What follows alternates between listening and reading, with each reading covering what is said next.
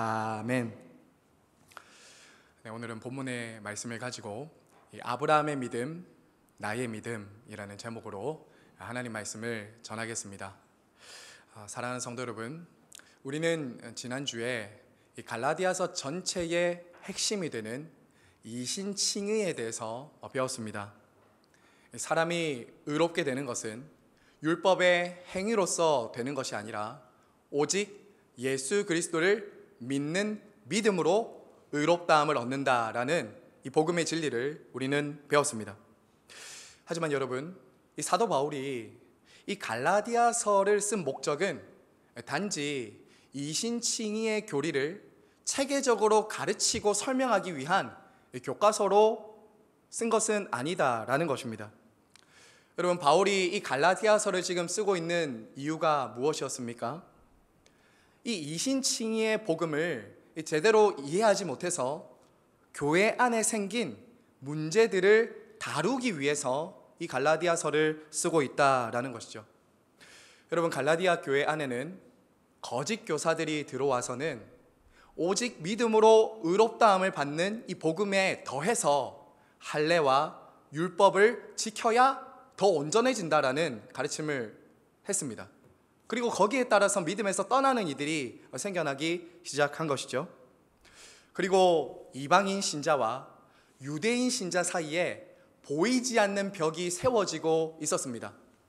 특히 할례를 기준으로 할례를 받았는가 받지 않았는가에 따라서 사람들을 구분하고 차이를 가지고 나누기 시작을 한 것이죠. 그리고 또 유대인 전통과 율법을 지켜야만 이 참된 신자가 된다라고 생각했습니다. 마치 교회 안에 1등 신자와 2등 신자가 있는 것처럼 나누어지게 된 것이죠. 사랑하는 여러분, 바울은 그 모든 문제의 뿌리를 어디에서 찾냐면 바로 복음을 제대로 이해하지 못했기 때문에 이런 일들이 일어난다라고 말을 하고 있습니다. 그래서 사도 바울은 단지 이들에게 권면하고 교훈할 때 인종차별하지 마라, 너희들의 행동을 고쳐라 라는 정도의 도덕적인 교훈과 가르침을 주지 않습니다. 더 근원적이고 본질적인 문제를 사도 바울은 말을 하고 있는 것이죠. 너희는 정말 이신칭의의 복음을 제대로 알고 있는가? 그리고 정말 그 이신칭의의 복음에 따라 합당하게 살아가고 있는가? 라는 것을 지금 사도 바울은 말을 하고 있습니다. 성도 여러분, 사실 이러한 문제는 갈라디아 교회 안에만 일어났던 문제가 아니라 오늘날 우리 교회 안에도 그리고 우리들 안에도 충분히 일어날 수 있는 갈등과 문제들입니다.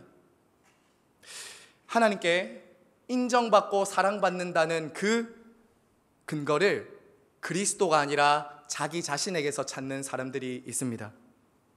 공동체 안에서 나와 맞지 않는 사람, 나와 다른 사람들을 너무나도 쉽게 판단하고 정죄하고 거리를 두게 됩니다.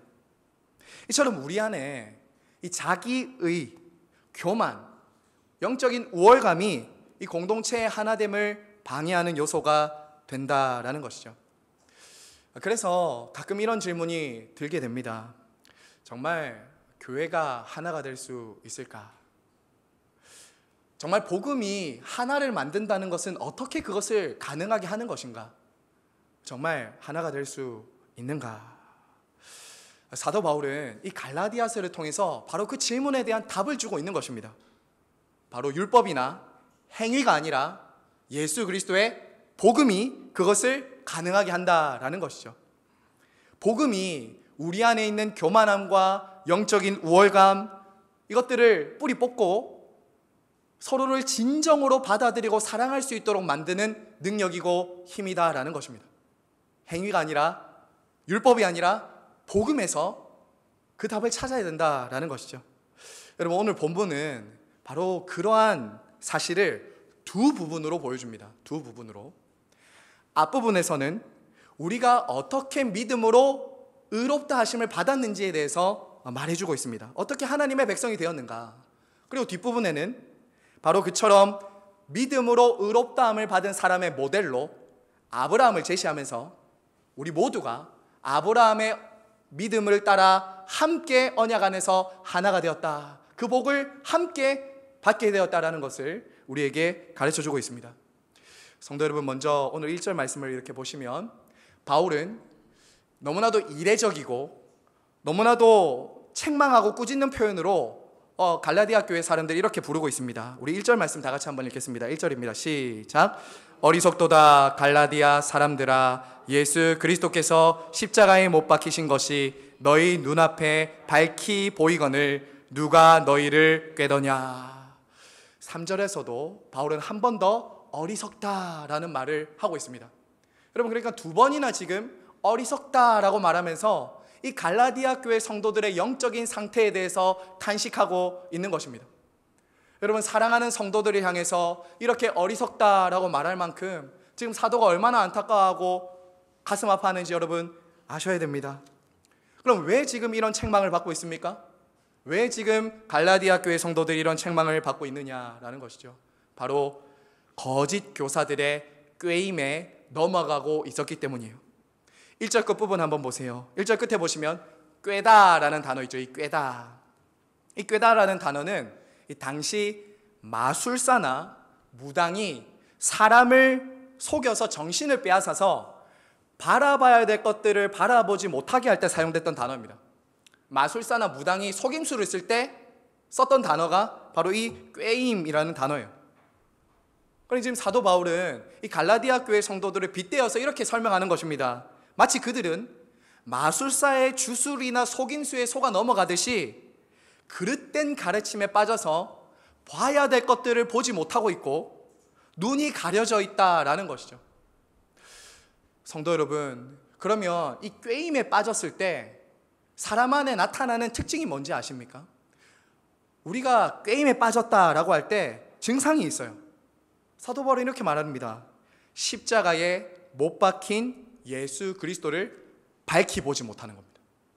밝히 보지 못하는 거예요. 여러분, 처음부터 갈라디아 교회 성도들이 그렇진 않았습니다. 그들이 처음에 바울로부터 복음을 들었을 때는 그들은 생생하게 예수 그리스도의 복음을 듣고 복음을 알았습니다. 십자가에 달린 예수 그리스도를 밝히 보고 있었다고요. 예수님이 십자가에 달리신 것을 그들이 골고다 언덕에서 직접 보지는 않았지만 사도 바울의 복음 설교를 통해서 사도 바울이 복음을 전했을 때 그들은 마치 예수 그리스도의 십자가에 그 골고다에 있는 것처럼 생생하게 그분의 십자가와 그 십자가의 의미에 대해서 알았습니다. 바로 스스로는 구원받을 수 없고 예수 그리스도의 완전한 희생과 공로로만이 우리는 구원받을 수 있다는 그 분명한 십자가의 복음을 밝히 알고 믿었다라는 것입니다. 자, 그런데 지금 어떻습니까? 거짓 교사들의 꾀임 때문에 그 십자가를 바라보는 시선이 흐려지고 가려지고 있다라는 것이죠. 그래서 예수 그리스도를 믿는 믿음만으로는 충분하지 않고 할례나 율법의 행위를 더해야 온전해진다는 그런 가르침에 꾀임에 속아 넘어가고 있었던 것입니다. 여러분, 그래서 사도 바울은 지금 이렇게 말하는 것입니다. 어째서 그처럼 십자가의 복음을 들었고 생생하게 감격했고 기뻐했던 너희들이 다시 율법으로 행위로 돌아가느냐, 어리석은 거 아니냐라고 지금 말하고 있는 것이죠. 사랑하는 성도 여러분, 만약 우리의 행위로, 우리의 노력으로 하나님을 만족시키고 그분 앞에 설 수 있었다라고 한다면 예수 그리스도께서는 십자가에 죽으시지 않아도 됐을 것입니다. 우리의 행위나 노력으로 그분을 만족시킬 수 있었다면 그리스도의 십자가는 필요하지 않았을 것입니다.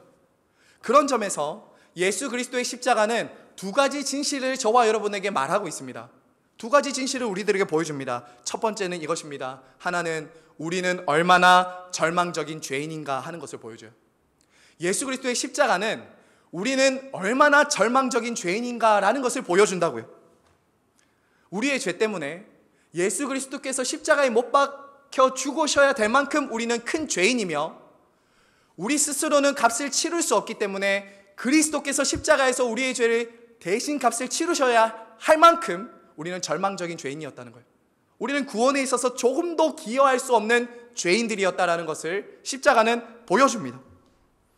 그리고 여러분, 하지만 동시에 십자가는 예수 그리스도의 십자가의 대속이 충분하다고, 완전하다고 우리들에게 선언해주고 있습니다.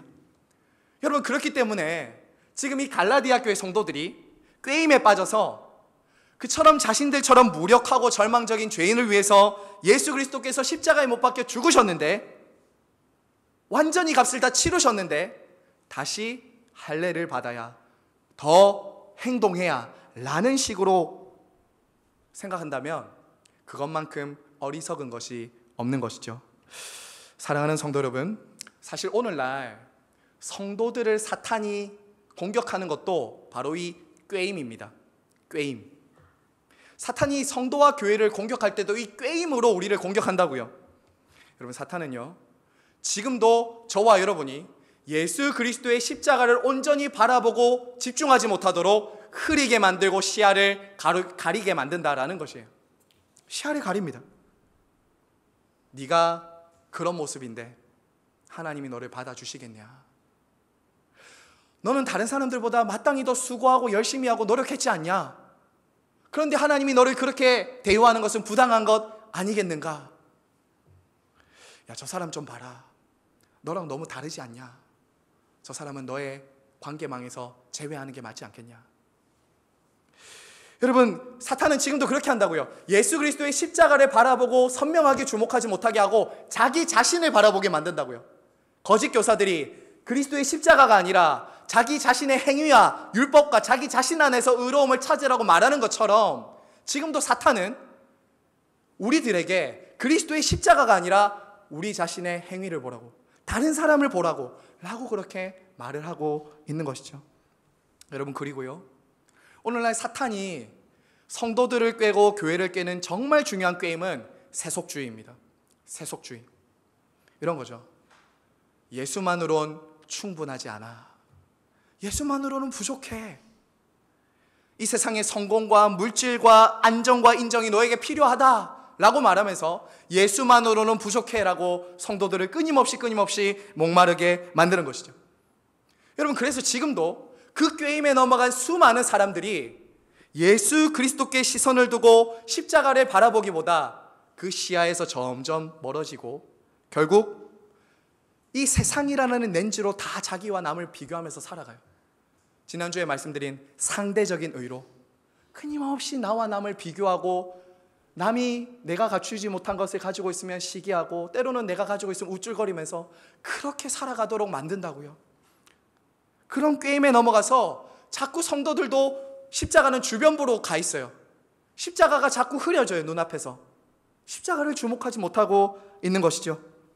여러분, 그리고 사도 바울은 그런 꾀임에 빠져서 십자가를 주목하지 못하는 그 모습은, 율법의 행위로 자기에게 돌아가는 그 모습은 바로 주님의 십자가를 부정하는 것뿐만 아니라 성령님의 사역을 부정하는 것이다 라고 말합니다. 여러분, 2절과 3절 우리 이어서 한 번 더 읽겠습니다. 2절과 3절입니다. 시작. 내가 너희에게서 다만 이것을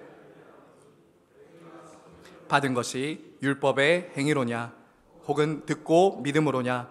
너희가 이같이 어리석으냐? 성령으로 시작하였다가 이제는 육체로 마치겠느냐? 여러분, 지금 사도 바울은 그들이 어떻게 예수 그리스도를 믿고 믿음을 시작했는지를 말하고 있어요. 너희가 출발을 어떻게 했는지를 한번 생각해 보라는 것입니다. 여러분, 그들은 사도 바울을 통해 복음을 듣고 예수 그리스도를 믿어 성령을 받았습니다. 성령을 받았다고요. 그들이 성령을 선물로 받은 것은 그들의 행위가 아니라 오직 예수 그리스도를 믿는 믿음 때문에 그들은 성령을 선물로 받게 되었습니다. 고린도전서 12장 3절에서 사도 바울이 이렇게 말합니다. 우리 성경 말씀 한번 같이 볼까요? 같이 읽겠습니다. 시작. 또 성령으로 아니하고는 누구든지 예수를 주시라 할 수 없느니라. 내가 지금 예수 그리스도를 주시라 믿고 고백하고 있다면 그 사람 안에는 성령이 계신 것이죠. 성령이 계신 것이에요. 그러므로 여러분, 하나님의 백성이다라는 그 표시의 가장 중요한 핵심은 뭘까요? 거짓 교사들과 유대인들이 주장한 것처럼 할례나 율법의 행위가 아니라는 거예요. 하나님의 백성됨의 가장 중요한 증거와 표시는 예수 그리스도를 믿고 그 마음 가운데 성령이 계시냐 안 계시냐라는 것이 가장 중요한 핵심적인 증거다라는 것이죠. 그리고 여러분, 성령께서 믿음을 주시는 그 은혜의 방편은 하나님의 말씀을 듣는 설교입니다. 설교예요. 오늘 본문에서 듣고 믿음으로, 듣고 믿음으로. 여러분, 사도 바울은 지금 하나님께서 성령을 통해서 믿음을 주시는 이 방편을 하나님의 말씀을 듣는 이 설교라고 말하는 거예요. 여러분, 성령님은 지금도 미련하고 부족한 설교자지만 하나님은 이 앞에서 하나님의 말씀을, 복음을 선포하게 하시고 그 말씀을 들을 때 저와 여러분 앞에 흐려졌던 시야를 밝혀주십니다. 이게 성령의 조명이에요. 성령님은 우리가 세상의 것들로, 자기 행위로, 자기 자신을 바라보면서 흐려졌던 우리의 시야를, 이 주일날 우리를 부르셔서는 시야를 밝혀주는 거예요. 빛을 비추는 거예요. 사람을 보지 말고, 세상을 보지 말고, 자기 자신도 보지 말고 그리스도를 바라보라고 우리의 눈을 닦아주시는 것이죠. 닦아주는 거예요. 사랑하는 성도 여러분, 그래서 성경이 이렇게 말하죠. 믿음은 들음에서 나고 들음은 그리스도의 말씀에서 나느니라. 주 안에서 사랑하는 시냇가의 심은교회 성도 여러분, 여러분 어떻게 예수님 처음 믿게 되셨습니까? 여러분은 정말 언제 예수님을 처음 믿고 영접하고 예수님을 믿고 따르게 되셨습니까? 저와 여러분은 다양한 시기에 다양한 방법으로 예수님을 믿고 영접했을 것입니다. 하지만 한 가지 공통점이 있습니다. 한 가지 우리가 동일한 것이 있습니다. 적어도 여러분이 예수 그리스도를 믿고 있다면 저와 여러분 모두는 하나님의 은혜로 복음을 들을 때 성령의 역사로 예수 그리스도를 믿게 됐다는 거예요. 이것은 모두가 동일합니다. 그리고 그것은 저와 여러분의 어떤 자격이나 조건과 잘남이 아니라 하나님의 은혜로 값없이 성령을 주심으로 우리가 믿음 안으로 들어왔다라는 것이죠. 사랑하는 여러분, 그리고 성령님은요, 이처럼 믿음을 시작할 때뿐만 아니라 그 모든 과정과 끝까지 우리를 인도하십니다. 이게 중요합니다. 믿음의 출발만 성령님이 시작하시는 것이 아니라 믿음의 출발부터 끝까지 완성하실 때까지 성령님이 인도하신다는 거예요. 여러분 3절 말씀 한번 보세요. 3절에 보시면 이렇게 말하죠. 성령으로 시작하였다가 이제는 육체로 마치려 하느냐. 이 마치다라는 말은 이거예요. 스스로 완성하다. 내가 스스로 완성해 보겠다라고 말하는 거예요. 이것은 여러분 쉽게 말하면 이것입니다. 예수를 믿고 은혜로 구원을 받았지만 그 이후의 삶은 나에게 달린 것처럼 행동하는 거예요. 그런 사람들이 의외로 많습니다. 예수님을 믿고 믿음으로 은혜로 시작했어요. 그런데 그 이후의 삶은 누구에게 달렸다고 생각합니까? 나의 행위, 나에게 달린 것처럼 행동을 하는 것이죠. 하지만 그렇지 않습니다, 여러분. 사도 바울은 5절에서 분명히 이렇게 말합니다. 여러분 5절 말씀 우리 한 번 더 읽겠습니다. 5절입니다. 시작. 너희에게 성령을 주시고 율법의 행위에서냐 혹은 듣고 믿음에서냐. 여러분 5절에 보시면 두 가지 동사가 나오는데 하나는 성령을 주시고 라는 것이고요, 그리고 능력을 행하시는 여기서 행하시다라는 이 두 가지 동사가 나옵니다. 여러분 그런데요, 이 동사가 다 현재 시제입니다. 현재 시제예요. 한 번 주시는 것이 아닙니다. 즉 성령님은 예수님을 믿을 때 우리에게 한 번만 오시는 것이 아니라 지속적으로 반복적으로 지금도 우리들에게 부어지시면서 끊임없이 공급하시고 인도하시는 분이다라는 것을 말해주고 있는 것이죠. 성도 여러분, 우리도 신앙생활하면서 종종 그런 분들 만날 때가 있습니다. 예수님은 믿고 구원은 참 은혜로 받지만 왜 이렇게 힘듭니까? 왜 이렇게 사는 게 힘듭니까? 모든 것이 자신에게 달린 것처럼 생각하는 것이죠. 성령님을 의지하지 않기 때문에 우리가 그렇게 힘들고 괴로운 거예요. 여러분 그렇게 되면 어떻게 되는지 아십니까? 성령님을 의지하지 않고 자기의 행위, 끊임없이 자기 자신을 의지하면 어떻게 되냐면 신앙을 유지하는 것도, 신앙을 성장하고 성숙하는 그 모든 것도 자기의와 자기 행위로 하려고 해요. 내가 이루어 보려고 해요. 그러면 결국엔 자기의, 자기 공론화된 늪에 빠져버려요. 사랑하는 여러분, 혹시 저와 여러분도 성령님의 도우심을 절대적으로 의지하지 않고 자신을 의지하면서 스스로 자신의 문제를 해결하고 통제하려고 하지는 않습니까? 저 여러분 중에서도 신앙생활을 하고 살아가는 모든 삶에 있어서 성령님을 절대적으로 의지하진 않아요. 나의 행위와 내가 할 수 있는 만큼 내가 열심히 해보려고 하는 거죠.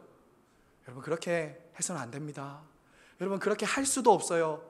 저와 여러분은 정말 할 수 없는 죄인들입니다. 우리는 스스로 하나님의 의나 기준에 도달할 수 없어요. 성령께서 우리 안에 행하시도록 우리가 그렇게 성령님을 인정하고 순종할 때 그러한 삶을 살게 되는 것이죠. 여러분, 그래서 앞부분은 우리에게 이걸 분명하게 말하는 거예요. 성도들의 삶은 처음부터 끝까지 성령으로 시작해서 성령으로 마친다.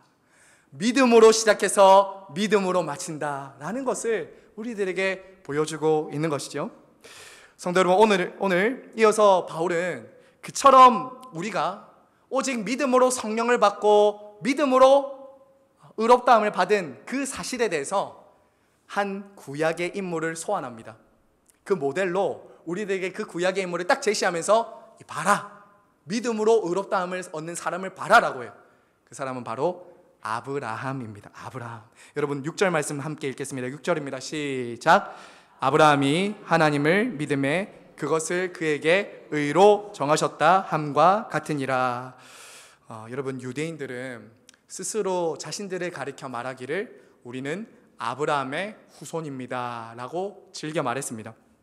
그리고 그들이 그처럼 자신들을 아브라함의 후손이라고 가리킬 때는 유대인으로 태어났다는 혈통적인 이유 때문에, 우리는 할례와 율법을 지켰다는 그 율법적인 이유 때문에 자신들은 아브라함의 후손이라고 여겼어요. 그렇게 여겼습니다. 할례나 율법이나 전통과 그들의 혈통 때문에 우리는 아브라함의 자손이다라고 말을 했던 것이죠. 하지만 여러분, 바울은 오히려 아브라함을 근거로 아브라함은 혈통이나 율법의 행위가 아니라 믿음으로 의롭다함을 받은 사람이야 라는 것을 오히려 그들에게 역으로 지금 제시하고 있는 것입니다. 아브라함이 어떻게 믿음으로 의롭다함을 얻었는지 생각해봐라. 할례를 받을 때냐? 율법을 지켰기 때문이냐? 아니다. 그 전에 이미 아브라함이 하나님을 믿어서 의롭게 되었고 그 믿음의 증거로 할례도 받았고 율법도 지켰다라는 것을 지금 바울은 말하고 있는 것이죠. 그래서 창세기 15장 말씀을 인용하는 것입니다. 여러분, 성경 말씀 한번 보세요. 그대로 인용한 것입니다. 창세기 15장 6절 같이 한번 읽겠습니다. 시작. 아브라함이 여호와를 믿으니 여호와께서 이를 그의 의로 여기시고. 여러분, 이 창세기 15장 말씀 여러분 잘 아실 거예요. 제가 한번 설명드리면 이런 상황입니다. 하나님께서 자식이 없는 아브라함에게 찾아오십니다. 그리고 내가 너에게 자식을 주겠다라는 이런 약속을 주세요. 사실 이때 상황만 보면 아브라함은 절망입니다. 아브라함에게 소망이 없어요. 약속은 75세 때 받았는데 이 15장까지 한 10여 년의 시간이 흐르는 동안 자식 한 명 없습니다. 나이는 점점 들어가고, 그러니까 어떤 생각이 드냐면 하나님께 이렇게 말하는 겁니다. 하나님, 저는 소망이 없으니까 이 엘리에셀, 우리 집의 종인 엘리에셀을 후사로 세우시죠. 이렇게 지금 말하는 장면이 15장의 문맥입니다. 하지만 여러분, 하나님은 그처럼 불안해하고 근심하는 아브라함에게 찾아가셔서 설득하십니다. 그리고 다시 약속을 주십니다. 그래도 아브라함이 믿지 못합니다. 그러자 하나님은 어떻게 하시는지 아십니까? 아브라함을 천막에서 데리고 나오십니다. 끌고 나오다가 더 정확한 것 같아요. 아브라함을 끌고 나오십니다. 그리고 뭘 보여주시냐면, 아브라함아, 하늘을 봐라. 아브라함아, 하늘을 봐. 내가 너를 저 하늘의 별처럼 많은 민족의 조상이 되게 해줄게. 그러자 아브라함이 믿습니다. 그리고 그 믿음을 하나님은 의로 여겨주셨다라고 말하는 것이죠. 여러분, 이 6절에서, 오늘 이 방금 읽었던 이 6절에서 의로 여겨주셨다라는 이 단어 있죠. 이 단어는 이런 뜻입니다. 의로 정하셨다라는 말은 여기다, 간주하다, 계산하다예요. 의로 정하셨다라는 이 말은 여기다, 간주하다, 계산하다. 여러분, 이게 무슨 뜻입니까? 아브라함이 그럴 만한 자격이나 조건이나 행동을 했기 때문이 아니라 하나님이 그냥 여겨주셨다는 거예요. 여겨주셨다는 거예요. 간주해 주셨다는 거예요. 특별히 이 단어는 상업 용어였어요. 상업 용어. 값을 다 지불하고 완료했다는 뜻이에요. 완료했다. 우리가 지불할 값을 하나님이 다 받았다고 계산해 주신다라는 거예요. 이게 정하셨다라는, 간주했다는 뜻이에요. 그냥 간주한 게 아니라 하나님께서 값을 다 지불하시고 완료시키고 여겨주셨다는 거예요. 여러분, 원래 나는 그런 사람이 아닌데 마치 나를 그런 사람인 것처럼 여겨주신다는 거예요. 이게 복음이죠. 우리는 그런 자격이나 조건이나 그런 사람이 아닌데 하나님께서 우리를 그렇게 여겨주시는 거, 이게 복음이에요. 내가 도저히 값을 지불할 수 없는데 성자 예수님께서 우리를 대신해서 값을 지불하시고 하나님께서는 마치 우리가 지불한 것처럼 계산을 해주시고 여겨주심으로 우리를 의롭다 하시고 받아들여 주시는 것, 이게 복음이에요. 이게 복음이죠. 여러분, 그래서 우리가 여기서 먼저 주목할 것은 이것입니다. 여러분 잘 들어주십시오. 아브라함의 믿음이 크냐 세냐 이게 중요한 게 아니에요. 자주 성도님들은, 자주 사람들은 아브라함의 믿음의 조상이다라니까 아브라함의 믿음이 세다, 아브라함의 믿음이 크다 라는 것에 자꾸 관심이 가요. 하지만 여러분, 그렇지 않습니다. 성경은 아브라함의 믿음에 주목하는 것이 아니라 오히려 아브라함이 누구를 믿었는가, 아브라함이 믿었던 하나님은 어떤 분인가에 대해서 우리에게 주목을 하라고 말한다고요. 여러분, 하나님은 아브라함이 하나님을 찾지도 부르지도 않을 때 그를 택하시고 부르신 하나님입니다. 그리고 그를 통해서 많은 민족의 조상이 되게 하겠다라고 약속하신 분도 하나님입니다. 그리고 그 약속에 따라서 하나님은 끊임없이 아브라함의 삶을 견인해 가시고 인도하시고, 그가 때로는 비틀거리고 흔들리고 의심할 때는 어떻게 하냐면 말씀을 주시고 설득하시고 때로는 꾸짖으시고 그 길을 가도록 하시는 분이 약속의 신실한 하나님이십니다. 아브라함이 믿었던 하나님은 약속의 신실한 하나님이었다라는 것이에요. 여러분, 그리고요, 바로 아브라함은 그런 하나님, 약속하신 것을 신실하게 지키실 하나님을 믿었다고요. 믿음보다 그 믿음의 대상인 그분에게 집중을 해야 된다는 것을 말씀드리는 것입니다. 그가 약속하신 하나님을 믿었기 때문에 어떻게 합니까? 그토록 오랫동안 자신이 머물렀던 갈대아 우르를 떠납니다. 약속하신 하나님을 믿었기 때문에 그는 후사라고 생각했던 조카 롯과 이스마엘도 떠나보냅니다. 약속하신 하나님을 믿었기 때문에 할례를 받습니다. 심지어 약속하신 하나님을 믿었기 때문에 자기의 하나밖에 없는 이삭을 하나님께 번제로 드리려고 하기까지 합니다. 여러분, 무엇이 먼저입니까? 행위가 먼저입니까? 믿음이 먼저입니까? 믿음이죠. 믿음이 먼저입니다. 아브라함이 믿었던 하나님, 그 하나님을 믿는 믿음이 먼저였다고요. 여러분, 아브라함이 믿었던 하나님은 어떤 하나님이죠? 내가 마땅히 받을 만한 자격과 조건을 이루어야 주시는 하나님이 아닙니다. 아니에요. 내가 하나님 앞에 자격이 돼야 나를 인정해주는, 비로소 그렇게 해주는 분이 아니십니다. 아브라함은 자격이 없지만, 조건이 없지만 자신을 의롭다고 여겨주시는 하나님을 믿었어요. 자신에게 찾아오시고 말씀하시고 그 약속하신 것을 이루실 하나님을 믿었다고요. 그리고 그 믿음 때문에 하나님은 그를 의롭다고 여겨주신 것이죠. 여러분, 그러므로 누가 진정한 아브라함의 후손입니까? 유대인으로 태어나야 됩니까? 이스라엘 사람으로 태어나야지 우리가 다 아브라함의 후손이 됩니까? 아니에요. 예수 그리스도를 믿는 믿음, 하나님을 믿는 믿음으로 우리도 동일하게 아브라함과 함께 복을 받고 약속 안으로 들어가게 된 것이죠. 사랑하는 성도 여러분, 종종 사람들은 믿음을 이야기할 때 믿음의 대상이신 하나님보다 자기 자신에 대해서 많이 말하는 것을 보게 됩니다. 내가 어떻게 믿었는가? 내 믿음이 얼마나 센가? 내가 얼마나 대단한가? 믿음의 대상이신 하나님보다 자기 자신의 믿음과 행위에 더 주목하는 실수를 범할 때가 있다라는 거예요. 여러분, 하지만 저와 여러분의 믿음과 행위는 어떻습니까? 저와 여러분의 믿음과 행위는 어떻죠? 아브라함처럼 때로는 실수하고 연약하고 넘어질 때도 있습니다. 그렇지 않습니까? 그렇기 때문에 우리에게도 소망이 있는 거예요. 우리의 소망은 흔들리는 나의 행위나 나의 믿음에 달린 것이 아니라 약속하시고 그 약속을 친히 성취하실 하나님 아버지께 있다는 것 믿으시기를 바랍니다. 이거예요, 여러분. 여러분, 그러면 끝으로 우리가 한 가지 답을 해결하고 오늘 말씀을 마쳐야 되겠는데요. 그럼 끝으로 이 아브라함의 믿음과 우리의 믿음은 어떤 연관이 있을까요? 우리가 아브라함이 하나님을 믿으니 의로 여겨졌다라는 것 우리가 들었습니다. 그럼 그 아브라함의 믿음과 나의 믿음은 어떤 연관이 있는 것입니까? 여러분, 이것입니다. 바로 저와 여러분이 예수 그리스도를 믿을 때 아브라함이 받은 그 복과 약속이 우리를 통해 성취된다는 거예요. 지금도 성취되고 있다는 거예요. 저와 여러분이 아브라함의 후손으로 오신 예수 그리스도를 믿을 때 아브라함이 받은 복과 약속은 저와 여러분을 통해 이제 지금도 성취되고 있다라는 거예요.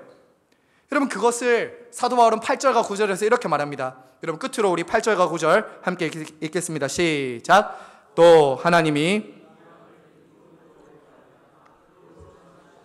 성경이 미리 알고 먼저 아브라함에게 복음을 전하되 모든 이방인이 너로 말미암아 복을 받으리라 하였느니라.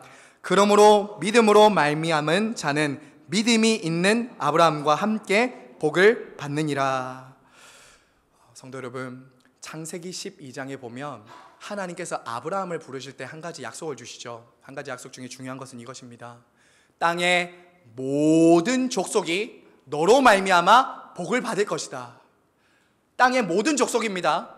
유대 민족만이 아닙니다. 모든 족속이 이미 아브라함을 처음 부르실 때부터 하나님의 구원 계획 속에 누가 있었냐면 유대인뿐만 아니라 저와 여러분이 있었다고요. 모든 민족이 있었어요. 그 약속 안에는 예수 그리스도를 통해서 구원하셔서 모든 민족을 부르실 하나님의 거대한 계획이 있었다는 것입니다. 성경은 이 약속을 가리켜서 이렇게 말합니다. 성경이 미리 알고 먼저 아브라함에게 무엇을 전했다고 하죠? 복음을 전했다라고 합니다. 복음. 아브라함에게 복음을 전했다는 것입니다. 즉 창세기 12장부터 아브라함을 처음 부르실 때부터 이미 그리스도 안에서 구원받을 수많은 허다한 하늘의 별처럼 땅의 모래처럼 많은 아브라함의 언약의 자손들, 유대인뿐만 아니라 이방인들도 다 함께 부르실 그 영원한 계획을 가지고 우리 그 아브라함을 부르셨다는 거예요. 그리고 그 아브라함의 태 속에는 우리 모두도 함께 들어있었다라는 것이죠. 여러분, 그러면 그 복과 약속이 우리에게 어떻게 주어졌습니까? 어떻게 주어졌습니까? 바로 그 아브라함의 언약을, 약속을 성취하신 예수 그리스도를 통해서 우리에게 주어졌다라는 것이죠. 여러분, 예수님께서 아브라함의 후손으로 오신 것은 결코 우연이 아닙니다. 아브라함의 후손으로 오신 것은 하나님의 정확한 계획과 섭리 안에서 이루어진 것이죠. 주님이 아브라함의 후손으로 오신 이유는 하나님께서 아브라함에게 약속하시고 주시겠다고 하신 그 복, 유대인뿐만 아니라 모든 민족에게까지 미칠 그 구원과 복을 이루시기 위해서 아브라함의 후손으로 이 땅에 오신 것입니다. 여러분, 우리 예수님께서 어떻게 아브라함의 복과 아브라함의 약속을 성취하셨습니까? 아브라함이 본토 친척 아비 집을 떠난 것처럼 우리 예수님도 성부 하나님의 집을 떠나셔야 했습니다. 저와 여러분을 구원하기 위해서 하나님 아버지께서 당신의 아들을 보내시는 것이죠. 예수 그리스도는 그렇게 이 땅에 오셨습니다. 그리고 아브라함이 믿음으로 순종하여 그의 길을 걸어간 것처럼 예수님은 아브라함이 순종한 것보다 더 완벽한 순종으로 이 땅에서 예수님은 살아가셨던 것이죠. 그리고 십자가에 죽기까지 순종하심으로 그 아브라함의 복이, 그 아브라함의 믿음이 우리에게 전달될 수 있도록 우리 주님이 그렇게 약속을 성취하신 것입니다. 성도 여러분, 그래서 지금도 아브라함의 이 복과 약속은 앞서 말씀드린 것처럼 하나님께서 택하시고 예수 그리스도의 복음을 듣고 효력 있게 부름받은 모든 사람들을 통해서 지금도 이루어지고 있는 것입니다. 지금도 이 말씀을 듣고 복음을 듣고 예수 그리스도를 믿는 모든 사람들을 통해서 성취되고 있는 약속이다라는 것이죠. 하늘의 별처럼 바다의 모래처럼 수많은 사람들이 누구든지 차별 없이 이제 예수 그리스도를 믿는 믿음 하나만으로 하나님의 언약 안으로 약속의 후손으로 아브라함의 자손이 될 수 있었던 것입니다. 여러분, 그래서 사도 바울이 이렇게 말하는 거예요. 마지막 보세요. 아브라함과 함께 복을 받았느니라. 여러분, 이 함께라는 말은 이 뜻입니다. 같은 종류의 복, 같은 종류의 은혜, 같은 종류의 약속을 받았다는 거예요. 저와 여러분이 아브라함이 하나님과 약속할 때가 없었잖아요. 그런데 그 약속이 지금 예수 그리스도를 믿는 저와 여러분에게 같은 복으로, 같은 은혜로 여러분에게 주어지고 있다라는 것이에요. 사랑하는 여러분, 여러분은 이미 복받은 사람들입니다. 여러분, 이거 한번 받아서 한 번만 해주세요. 나는 이미 복받은 사람입니다. 목사님, 제가 무슨 복 받아요? 여러분, 복 받았어요. 어떤 복이요? 아브라함처럼 여겨주시는 복을 받았습니다. 저와 여러분은 의롭지 않지만, 저와 여러분은 믿음이 자주 흔들리고 요동하고 때로는 좌절하고 자빠지지만, 그런 우리를 하나님은 의롭다고 여겨주시는 복을 받았어요. 그리고 여러분, 저와 여러분이 또 어떤 아브라함처럼 복을 받았죠? 우리 같은 자격 없는 사람들을 위해서 우리가 값을 지불하고 대가를 지불해야 되는 그 자리에 그리스도께서 우리를 위해 대가를 지불하시고 값을 치루어 주심으로 의로 정하신 것, 그 복을 받았어요. 이미 받았다고요, 그런 복을. 여러분, 그리고 끝으로 무엇보다 저와 여러분이 받은 복은 아브라함처럼 복의 통로가 되는 복을 받았어요. 복의 통로예요.